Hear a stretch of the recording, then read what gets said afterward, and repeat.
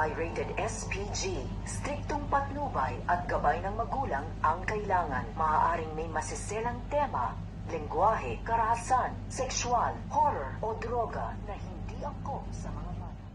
Simula naman ang buhay ni Tony Gabo kung saan ay matutunghayan natin ang kanyang simple subalit masayang pamumuhay dito sa Tondo.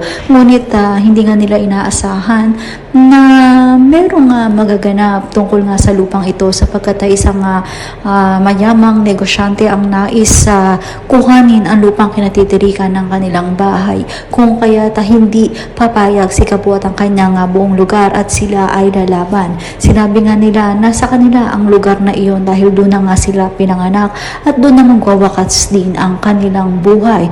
So, balit hindi inaasahan na ang mapagmahal na ama ni Gabo ay matutuluyan sa pagkakataong ito at isa iyon sa pinakamasakit na pangyayari sa buhay nito sapagkat napakabait at mahal na mahal nga si Gabo at sobrang suporta ng kanyang ama.